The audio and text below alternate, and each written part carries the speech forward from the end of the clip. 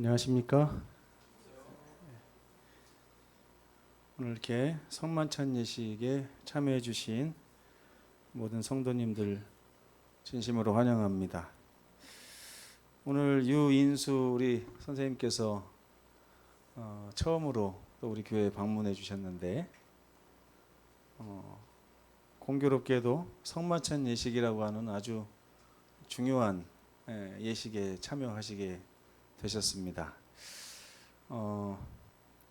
저는 오늘 이 말씀의 주제를 믿음을 표현하는 세 가지 예식이라고 하는 주제를 좀 삼았는데요.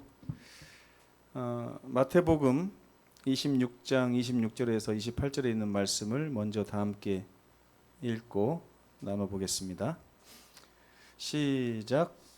그들이 먹을 때에 예수께서 떡을 가지사 축복하시고 떼어 제자들에게 주시며 이르시되 받아서 먹으라 이것은 내 몸이니라 하시고 또 잔을 가지사 감사 기도하시고 그들에게 주시며 이르시되 너희가 다 이것을 마시라 이것은 죄 사함을 얻게 하려고 많은 사람을 위하여 흘리는 바 나의 피 곧 언약의 피니라.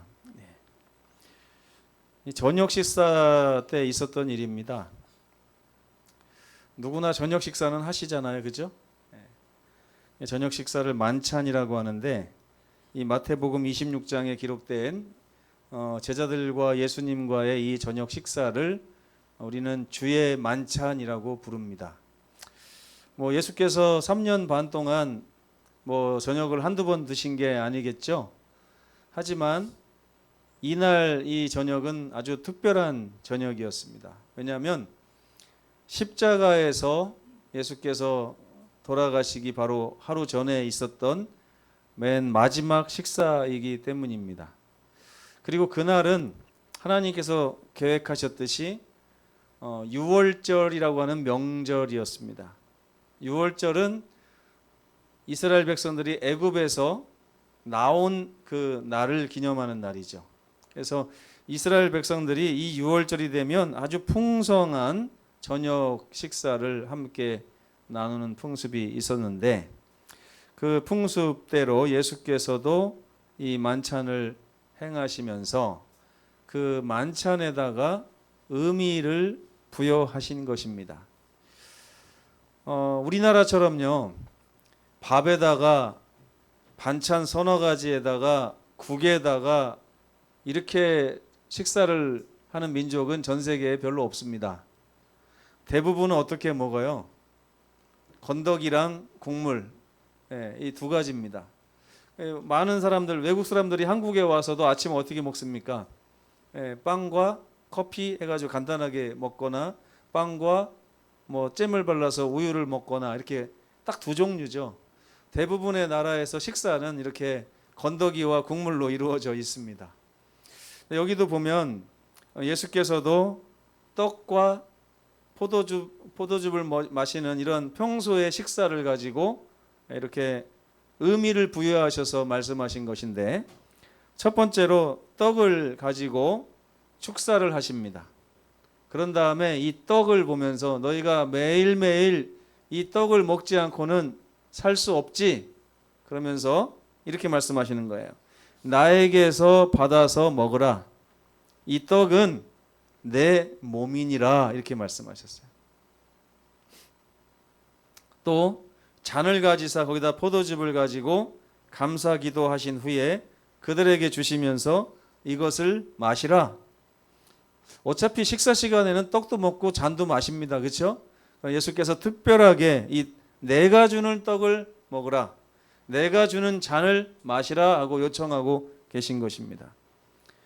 이것은 너희의 죄를 사하게 하기 위해서 내가 많은 사람을 위하여 흘린 나의 피, 곧 언약의 피를 상징하는 것이다. 해가지고 이 떡과 포도즙을 그들에게 먹이는 이 놀라운 장면이 마지막 식사입니다. 예수께서 세상에서 드신 마지막 식사이셨습니다. 그러면서 이것을 계속해서 기념해라 하고 말씀하셨죠. 그래서 예수님의 명령에 따라 우리가 1년에 많게는 4번 혹은 2번 정도 이 성만찬 예식을 거행합니다. 천주교에서는요 매주 합니다. 아십니까 여러분? 매주 천주교는 이걸 미사라고 하죠. 그래서 천주교는 우리처럼 설교를 하거나 그런 예배는 별로 없습니다. 거의가 제사 형식으로 이루어져 있죠. 근데 이제 중세 카톨릭에서는 7가지 성스러운 의식, 곧 성례라고 하는데 세크라멘텀이라고 합니다. 이 성례 7가지를 가지고 있었는데 이 성례의 특징은 뭐냐면 그 의식을 통하여 실제적으로 눈에 보이지는 않지만 어떤 힘이 작용한다라고 믿고 하는 것입니다. 여러분, 이 우리가 성만찬 때 마시는 포도즙과 일반 가게에서 사 먹는 포도즙은 같은 것입니까? 다른 것입니까? 네? 효과가 같을까요? 다를까요? 먹고 나면. 네? 같아요? 달라요? 천주교에서는 다르다고 얘기하고 우리는 같다고 얘기해요. 이 차이가 아주 큰 것입니다. 천주교에서 하는 7가지 의식이 뭐냐면 세례, 그 다음에 미사라고 해서 성만찬, 그 다음에 이마에 성스러운 기름을 이렇게 바르는 견진 의식이 있습니다. 그리고 신부에게 와서 죄를 다 고하고 용서받는 고해성사, 그리고 직분을 맡을 때 하는 임직, 결혼할 때 하는 혼인, 그리고 죽기 직전에 드리는 종유라고 하는 임종 예배가 있어요. 근데 천주교의 이 성례는 실제적인 것입니다. 만약에 그 기름을 바르면 그 기름이 몸속으로 들어가서 뭔가 작용을 한다는 것이고요. 떡을 먹을 때 예수님의 그 살을 상징하는 떡이 아니라 그 떡 자체가 예수님의 살이 되어 내 몸속을 들어가서 내 몸을 이룬다는 사상을 가지고 있습니다. 그래서 미사를 매주 하는 거예요. 내 몸을 자꾸만 예수님의 몸으로 바꾸기 위해서 매주 하는 것입니다. 포도즙도 마시면 내 피가 예수님의 피로 바뀌는 거예요. 이게 성례의 특징입니다. 천주교회는 이런 7가지 성스러운 의식을 통하여 실제로 그것이 나에게 임하여 온다라고 가르치기 때문에 이 미사에 임하는 많은 사람들이 굉장히 심각해질 수밖에 없고요. 진지해질 수밖에 없습니다. 그런 면에서는 좀 좋은 것 같아요. 하지만 일반 개신교에서는 성례라고 하지 않고 예식이라고 합니다. 예식, 성만찬, 예식 이렇게 하는데 이 예식은 그냥 이 떡이 예수님의 살을 상징하는 것이에요. 의미를 되새기는 것입니다. 그 떡을 통하여 내가 새롭게 막 이렇게 태어나고 이게 아니라 의미를 되새기는 거예요. 그 다음에 포도즙을 마시면서 예수님의 피라고 하는 의미를 되새기는 거예요. 이게 바로 우리의 성만찬이라고 할 수가 있겠습니다. 이 재림교회는 일반 개신교회도 그렇지만 3가지 예식을 합니다. 첫 번째는 여러분들이 교회에 가입하게 될 때 하는 침례 의식이 아니라 침례 예식입니다. 두 번째는 오늘 하게 될 세족 예식, 겸손 예식이라고도 하죠. 그 다음에 성만찬 예식, 이렇게 이 3가지 예식을 통하여 예수님을 향한 우리의 믿음을 표현하게 됩니다. 자, 그러면 이 3가지 침례와 세족과 성만찬을 통하여 우리가 어떻게 믿음을 표현하는지 하는 것을 함께 살펴보겠습니다. 첫 번째 침례입니다. 침례. 지난번에 우리 김석 성도와 나윤관 성도가 이 앞에서 침례하는 것을 여러분 다 보셨죠? 이 침례는 예식입니다. 예식은 실제적으로 그 물에 들어갔다 왔을 때 내가 거듭나고 이런 것이 아니라 예식, 예표하는 의식이기 때문에 반드시 그 의미를 되살리지 않으면 침례가 무색해지는 것입니다. 그래서 의미가 굉장히 중요하죠. 그래서 침례에는 3가지 의미가 있습니다. 첫째, 예수님과 보이지는 않지만 영적으로 이 의식을 통하여 연합하는 거예요.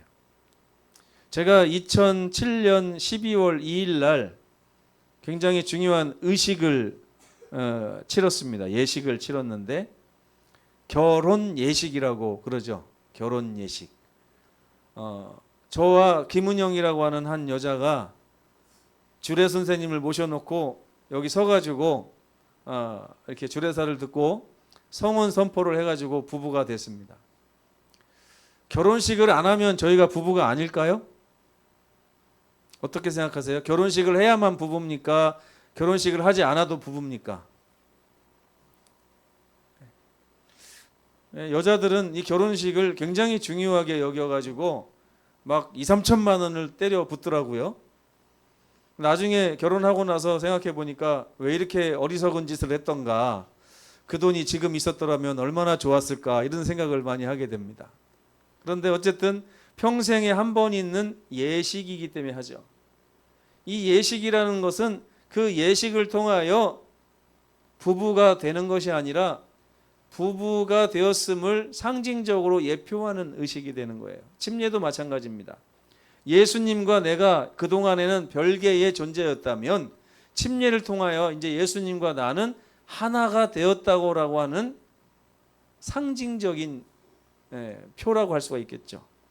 그래서 이전에는 나 혼자 살았다면 나 혼자 살던 생애를 포기하고 이제는 예수님과 연합해서 같이 산다, 이런 뜻입니다. 제가 결혼하기 전날 밤에 굉장히 많은 고민을 했어요. 과연 이 선택을 후회하지 않을 것인가. 이제 나는 평생을 이 여자만 바라보고 살 텐데 혹시 지나가다 더 이쁜 여자가 나타나면 어떻게 할까? 더 좋은 여자가 나타나면 어떻게 할까? 근데 분명히 하나님께서 말씀하시기를 결혼은 딱 한 번밖에 없다고 말씀하셨어요. 그렇기 때문에 이 결혼을 통하여 나의 인생이 이전과 이후가 완전히 달라지는 것입니다. 이전의 삶은 나 혼자 얼마든지 살 수 있는 삶이었지만 이제는 묶여가지고 다시는 뗄 수 없는 모습으로 같이 살아야 되는 모습으로 인생이 바뀌는 그 날이었던 거예요. 그날로부터 지금 며칠이 지났냐면 사라졌네요. 제가 여기 표시해 놨었는데 한 7,000일 정도가 지난 것 같은데 사라졌습니다. 그리고 그 예수님이 당하신 고난과 십자가의 죽음과 또 죽음 이후의 무덤에서의 부활에 내가 동참하는 거예요. 동참하는 거예요. 이 동참한다는 거 여러분 이해가 되세요? 자기는 하지 않았는데 마치 한 것처럼. 저희 집사람이 가끔 이런 말을 합니다. 이제 나이 50이 돼 가니까 막 이래요. 그래서 여보 50이 넘은 건 나야. 그랬더니 뭐라는지 아세요? 당신 나이가 곧 내 나이지 뭐, 이렇게 얘기를 하면서 40대가 같이 50이 돼가지고 살더라고요. 부부는 이런 거인 것 같아요. 그러면서 또 언니랑 통화할 때 보면 재작년에 여기 왔을 때도 나 이제 발령 나서 저기 광주 송정으로 가게 됐어. 그래. 여보 발령 난 건 나야. 그래도 우리가 발령 난 거지, 이렇게 얘기를 해요. 그러니까 예수님이 하신 모든 일이 침례를 통하여 내가 한 일이 되는 거예요. 예수님이 당하신 고난도 누구 거? 내가 당한 고난이 되는 거예요. 우리 남편이 당한 고난은 곧 내가 당한 것입니다. 저희 집사람이 가끔 이래요. 전도사님이나 그 인준 목사님들 사모님을 만나면 우리 엄청 고생했다 이래요. 속으로 제가 한마디 하려다가 안 했습니다. 맞아, 이제 우리가 한 것이 된 것입니다. 예수님의 죽음도 예수님의 부활도 다 우리가 한 것이 되는 거예요. 그래서 이 침례는 내가 회개하고 죄의 용서를 받았으며 예수님과 함께 거듭나서 성령의 선물을 받은 하나님의 자녀가 되었음을 나타내는 것입니다. 여기에 어떤 믿음을 우리가 표현할 수 있을까요? 이 침례에서 우리가 행해야 되는 믿음이 있어요. 이 예식은 믿음을 나타낸다고 했지 않습니까? 우리 믿음을 표현하는 예식이잖아요. 침례를 통해서 어떻게 믿음을 표현하는 것입니까? 예수께서 나의 남편 되심을 믿는 것입니다. 예수께서 나의 영원한 동반자라고 하는 사실을 믿는 것입니다. 그리고 예수님께 내 인생을 맡기는 거예요. 믿음을 가지고 신뢰하는 거예요. 이제는 혼자 사는 게 아니에요. 저희 집사람이 이 광주에 와서 50을 다 돼가는 나이에 이 광주에 와서 이렇게 살 줄은 꿈에도 몰랐어요. 처음에는 서울에서 살고 있었거든요. 그러나 김신민이라는 사람과 결혼해가지고 살다 보니까 제주도도 가서 11년 있다가 또 여기 와서 또 2년째 살고 있는 거예요. 이제는 제가 발령받아서 딴 데 가면 또 따라갈 수밖에 없어요. 물론 그렇게 얘기는 안 하더라고요. 송정교회가 너무 좋아서 혹시 나중에 발령 나면 당신 혼자만 가라고 몇 번이나 저한테 이렇게 얘기를 했어요. 그래서 어떻게 해야 될지 지금 고민입니다. 근데 여러분, 아무튼 이 침례라고 하는 예식을 통하여 예수님은 저의 영원한 남편이시고 영원한 동반자고 저와 뗄래야 뗄 수 없는 관계고 예수님이 하신 모든 일은 다 제가 한 것과 마찬가지입니다. 예수님과 제가 통장을 합치는 겁니다. 결혼하기 전에 제 통장에는 50만 원도 없었지만 부자 예수님을 만나서 통장을 합치고 나니까 내 통장에 무궁무진한 보화가 들어있는 것을 믿는 거예요. 그 믿음 가지고 사는 것입니다. 이재용 회장의 부인이 되는 순간 많은 사람들의 부러움의 대상이 되죠. 왜 그래요? 이제 이재용 회장의 통장은 다 누구 거니까 그 여인의 것이 되기 때문에 부러워하는 것. 팔자가 바뀌는 것입니다. 이게 바로 우리가 침례를 통하여 가져야 될 믿음인 것입니다. 이 침례가 상징하는 게 있어요. 그리스도를 통한 하나님과의 영적, 언약적 관계를 상징합니다. 이 결혼도 언약이잖아요. 그죠? 이 결혼이요. 법적으로 서류를 찢어버린다고 해서 결혼이 깨지나요? 아무리 법적으로 서류를 찢어버린다 해도 그 사람과 내가 아직도 언약 관계가 충실하게 있으면 이 결혼은 여전히 결혼입니다. 하지만 법적으로 서류가 아무리 멀쩡하다 할지라도 맨날 머리끄댕이 잡고 싸우고 너나 나는 남남이하고 별거 생활하고 그러면 부부가 아닌 거예요.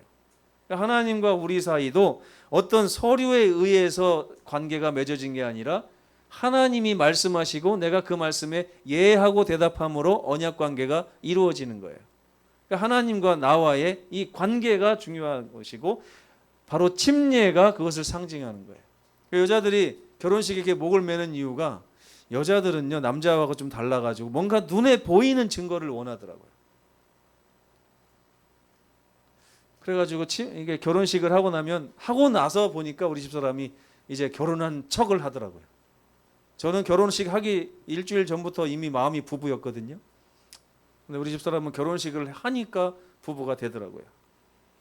부부라기보다는 약간 이제 자포자기하는 것 같았습니다. 아, 이제 나랑 살아야 되는구나 하고. 그리고 침례는요. 구약에는 침례가 없었어요. 아브라함도 침례 받지 않았습니다. 이삭도 안 받았고 야곱도 안 받았어요. 침례는 나중에 생긴 것인데 뭘 계승한 거냐면 구약의 할례 의식을 계승한 거예요. 할례는 남자들만 받았잖아요. 그러다 보니까 여자들은 그럼 우리는 어떡하죠? 이런 생각도 할 수가 있지 않겠습니까? 그러나 신약으로 넘어오면서 남자든 여자든 이 침례 예식을 통하여 구약의 할례를 계승하게 되었습니다. 그래서 신약 시대에는 이제 더 이상 할례를 받지 않고 침례를 받게 된 것입니다. 침례를 통해 성령을 받으면 새신자는 이제 교회의 일원이 돼서 봉사하고 다른 사람의 구원을 위해서 일하게 되는 하나님의 진정한 가족이 되는 것입니다. 두 번째 예식인 이 세종 예식은 겸손 예식 혹은 온유 예식이라고 합니다.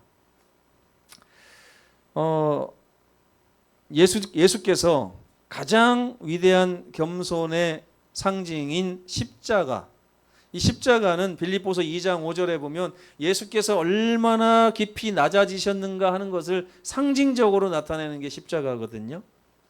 그분이 우리를 위해서 목숨을 내어준 것처럼 겸손한 행위는 없었다는 것입니다. 근데 예수님의 그 십자가 바로 전날에도 제자들은 누가 더 높으냐, 누가 더 크냐 하고 싸우고 있었어요. 근데 예수께서 그 사람들과 함께 저녁을 먹으러 딱 들어갔는데, 원래는 그 사람들의 문화 가운데 뭐가 있냐면 식사하기 전에 손과 발을 닦습니다. 특별히 발을 닦아요. 그 당시는 샌들을 신고 다니기 때문에 양말도 없고 어쨌든 발이 많이 더러워지는 시대였거든요. 근데 종들이 이제 발을 막 씻깁니다. 근데 거기는 종이 없었어요. 그러니까 12명의 제자들이 예수님과 딱 앉았는데 그 중에 한 사람도 예수님 발은 내가 씻겨드려야 되겠다 이렇게 한 사람이 없었습니다. 다 눈치만 보고 있는 거예요. 요한이 씻기려나, 안드레가 하려나, 빌립이 하려나, 다데오가 하려나 뭐 이렇게 하는 거죠. 그때 갑자기 예수께서 수건을 다 가져오시더니 예수께서 발을 씻기시기 시작했습니다. 너무나 충격적인 일이었고 제자들을 부끄럽게 한 사건이었어요. 근데 이 겸손 예식은요, 사람의 시선이 아니라 하나님의 시선에서 무엇이 진정한 위대함인지를 가르치기 위해서 예수께서 몸소 보여주신 것입니다. 이 교회 안에는 하나님의 가치관이 있어야 돼요. 그러나 여전히 많은 교회에 하나님의 가치관이 아닌 사람의 가치관이 득세를 합니다. 내가 장로인데, 내가 집사인데, 내가 무슨 부장인데 그러면서 자기의 주장을 하는 것입니다. 근데 예수께서는 이 겸손 예식이 성만찬을 먹기 전에 하는 예식인데, 왜냐하면 성만찬, 즉 구원을 경험하기 전에 우리가 정말 배워야 될 것이 예수님의 겸손이라고 하는 거예요. 그리고 성만찬에 참여하기 위해서는 기본적으로 이 겸손이라고 하는 덕목을 갖춰야 된다는 것입니다. 이 교회 안에서 우리가 예수님을 섬길 때 정말 없어서는 안 되는 덕목 중에 하나가 뭐냐면 바로 겸손이라고 하는 거예요. 이 겸손은 어떻게 우리가 믿음을 이 겸손에다가 표현할 수 있을까요? 믿음을 표현하는 두 번째 예식이 이 세종 예식인데, 이 예식을 통하여 여러분 어떻게 예수님에 대한 믿음을 표현하시겠습니까? 예수께서는 누누이 지극히 작은 자가 하늘에 가서는 지극히 큰 자가 된다고 말씀하셨습니다. 그러나 세상 사람들은 그 말을 믿지 않았어요. 이 세상에서도 높고 저 하늘에서도 높은 자가 되기 위해서 달리고 또 달렸던 것입니다. 근데 예수님께서는 예수와 함께하는 이 아름다운 믿음의 무리 가운데서는 겸손한 자가 최고 큰 자임을 말씀하셨습니다. 여러분, 이 예수님을 믿고 신뢰하십니까? 그러면 예수님을 남편으로 둔 사람들이 예수님을 따르기 위해서 가장 먼저 해야 될 것은 예수님의 모본을 따르는 것이죠. 예수께서는 오늘도 우리 중에 가장 많이 전도하십니다. 예수께서는 오늘도 우리 중에 가장 많이 가난한 자를 돌보시고 불쌍한 자를 살피십니다. 예수께서는 우리 중에 가장 많이 하나님을 사랑하시고 섬기십니다. 이런 예수님의 모본을 가장 낮은 곳에서 따라가는 것이 바로 우리의 믿음이라고 할 수가 있겠습니다. 이 믿음은 굉장히 중요하고 이 믿음을 통하여 우리의 겸손을 나타내는 것은 더 중요합니다. 그래서 이 두 번째 예식을 우리가 갖게 되는 것입니다. 잠시 뒤면 우리가 가서 서로 발을 씻겨주시면서 기도합니다. 기도하면서 하나님 겸손하고 낮아지게 하여 주시옵소서.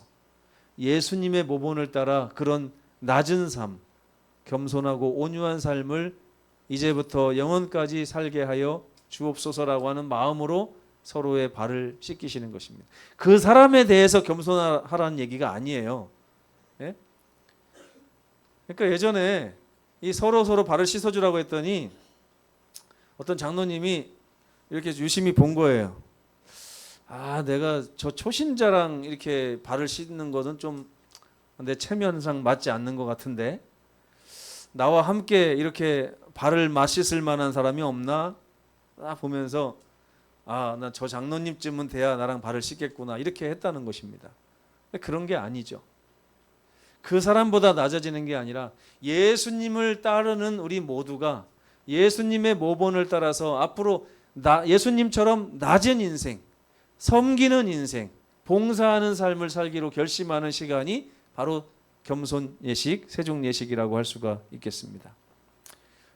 예수님의 모본을 보십시오. 예수님은 그분을 십자가에 가도록 은 30을 받고 팔아넘길 가룟 유다의 발도 씻기셨습니다.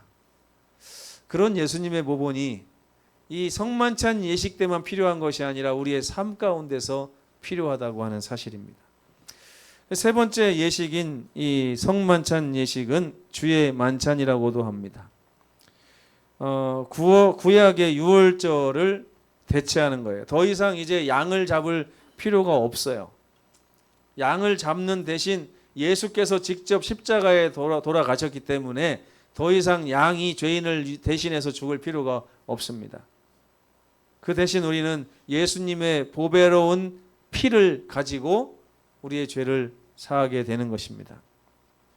예수께서는 새 언약을 주시면서 신약교회의 큰 잔치로 이 예식을 제정하셨습니다. 그래서 어떤 교회는 이 성만찬 예식을 매주 하는 그런 교단도 있다고 합니다. 하지만 기념하라고 하는 것은 때를 따라서 적당한 시기가 되면 한 번씩 반복해서 하는 기념이기 때문에 매주 할 필요는 없다고 생각하고요. 유월절은 애굽에서 벗어난 이스라엘의 해방을 기념했던 것처럼 이 성만찬도 기념식입니다. 여러분 기념식 좀 해보셨나요? 얼마 전에 호남 선교 110주년을 기념하는 예식이 있었습니다. 그렇죠? 그래가지고 호남 선교가 벌써 110년이나 됐구나. 그중에 우리 송정교회가 1호 교회로서 우리 교회도 110년의 역사를 가진 교회구나 이렇게 했지 않습니까? 근데 이 성만찬 예식을 통하여 뭘 기념하는 거냐면 예수님의 보배로운 피로 말미암아 우리가 이 죄악 세상에서 건짐을 받고 하나님 나라의 백성이 되었구나 하는 것을 오늘 기념하는 행사인 것입니다. 감사하십니까 여러분? 네. 예수님으로 말미암아 저와 여러분이 하나님 나라의 백성이 된 것을 기념하는 날입니다. 그래서 이 주의 만찬은 그리스도의 십자가 죽음이 우리에게 구원과 용서를 제공하며 죄에 대한 승리를 약속한다고 선포하는 예식인 것입니다. 그리고 서로가 서로에게 책임을 져야 되는 그런 신성한 의무가 있음을 깨닫게 되는 날이기도 합니다. 그리고 특별히 사도 바울은 성만찬에다가 재림을 연결시켜 놨어요. 고린도전서 11장 26절을 다 함께 읽겠습니다. 시작. 너희가 이 떡을 먹으며 이 잔을 마실 때마다 주의 죽으심을 그가 오실 때까지 전하는 것이니라. 이거를요 계속 기념하는 거예요. 주님의 떡을 기념하고 주님의 잔을 기념하면서 마시고 먹을 때마다 예수께서 나를 위해서 돌아가셨음을 예수님이 재림하시는 그날까지 세상에 계속 전하는 것입니다. 무슨 기념식이야? 그러면 내가 구원받았다고 하는 기념식이야. 내가 이 구원받은 백성으로서 이 예식에 참여하는 거야. 그래서 예전에 우리는 침례를 받지 않은 분들에게는 이 예식을 참여하지 못하도록 했던 적이 있었습니다. 물론 지금도 유효하지만 소외되는 왕따가 너무나 가혹하다는 그런 의견이 있어가지고 요즘에는 마음을 통해서 이 예식을 함께 참여할 수 있도록 이렇게 어느 정도 허용하고 있는 실정입니다. 재림은요 진실로 십자가에서 시작된 구원의 절정이 바로 재림이죠. 우리 구원이 지금 완성됐지만 여전히 우리는 이 죄악 세상에서 고통당하며 살고 있지 않습니까? 그러나 재림의 날 예수께서 오셔서 우리를 저 하늘로 데리고 가시면 더 이상 죄와 슬픔과 눈물과 근심이 없는 곳에서 우리가 살게 될 것입니다. 그래서 예수께서도 그 성만찬을 하시던 그 밤에 이런 말씀하셨어요. 너희에게 이르노니 내가 포도나무에서 난 것을 이제부터 내 아버지의 나라에서 새 것으로 너희와 함께 마시는 날까지 마시지 아니할 것이다. 나는 그날을 기다릴 거야. 너희가 온전히 구원받고 하늘에 오는 그날 나는 기쁘게 이 지금 나눴던 잔을 너희와 다시 한번 나누며 기쁨을 누릴 거야 라고 약속하셨습니다. 우리의 소망이 예수님과 함께하는 이 성만찬을 향해 있어야 된다고 성경이 가르치고 있는 것입니다. 하늘에 가서 제일 먼저 뭐 할 겁니까 여러분? 하면 여러분 뭐라고 대답하시겠어요? 우리 정재진 집사님 하늘나라 가면 제일 먼저 뭐 할 겁니까? 주머니에다가 길바닥에 다니는 보석을 막 주워서 담을 건가요? 와 부자 됐다 그러면서. 하늘에 가면 그 유리바다 생명나무 밑에서 흐르는 유리바다의 생명수를 막 마시겠습니까 먼저? 하늘에 가면 뭘 가장 먼저 하시겠어요? 예수께서는 우리가 구원받고 나서 맨 처음에 이 잔을 다시 나누시겠다고 약속하시고 지금도 포도나무의 열매를 먹지 않고 하늘에서 기다리고 계십니다. 우리가 하늘에 가면 가장 먼저 그분이 준비한 거 빨리 와 해가지고 그 잔을 나누게 될 텐데 그 하늘에서 먹을 잔을 오늘 우리가 미리 맛보는 것입니다. 예수님과 함께 이 잔을 마시는 귀한 시간 되셨으면 좋겠습니다. 여러분 성만찬에 참여하시기 바랍니다. 그냥 의식적으로 참여하지 말고 우리의 몸과 마음이 전적으로 이 예식에 참여하시면 좋겠습니다. 침례는 새신자와 그리스도의 영원한 연합을 상징하죠. 그래서 그분의 죽으심과 합하여 연합하기 때문에 우리는 생명을 얻고 하늘에 갈 자격을 얻게 되었습니다. 겸손 예식은 하나님 나라에서 누가 가장 큰 것인가, 우리가 하늘에 가면 어떤 모습으로 살 것인가를 믿고 지금부터 예수님 따라서 생애하기를 결심하는 시간입니다. 세 번째 6월절 만찬은 떡과 포도즙에 참여함으로 인하여 예수께서 우리를 위해서 제공하신 생명의 말씀과 그 다음에 그분의 보배로운 피를 우리가 먹고 마심을 통하여 우리의 구원을 날마다 기념하고 앞으로 저 하늘에서 먹을 예수님과의 만찬을 기다리면서 영생의 첫 만찬을 어떻게 먹을 것인가 하고 오늘 실제로 먹어보는 그런 아름다운 경험의 시간이 되어야 할 것입니다. 우리는 그 은혜에 의하여 하나님 나라의 가족이 되었고 일원이 되었습니다. 성만찬과 재림은 아주 밀접하게 연결되어 있습니다. 우리는 재림의 그날까지 성만찬의 기쁨 가운데 날마다 재림을 고대하며 살아야 될 하나님 나라의 백성임을 잊지 않는 저와 여러분 되시기를 간절히 바라면서 말씀을 마치겠습니다. 잠시 기도하겠습니다. 하나님, 침례를 통하여 예수님과 결혼했고 겸손 예식을 통하여 어떻게 살아가야 될 것을 배웠으며 또 성만찬 예식을 통하여 하나님께서 우리에게 베풀어 주신 구원을 잊지 않고 늘 기념하는 그런 기회를 얻게 되었습니다. 하나님, 우리 성도들로 하여금 이 세 가지의 믿음을 갖게 도와주시고 내가 예수님과 결혼했음을 믿고 또 예수님처럼 사는 것이 최고의 삶이라는 사실을 믿고 또 예수께서 주신 구원이 이미 나에게 이르러 왔음을 믿음을 통하여 영원한 저 천국을 예수님의 재림을 고대하는 재림 성도가 될 수 있도록 축복하여 주시옵소서. 예수님의 이름으로 간절히 기도합니다.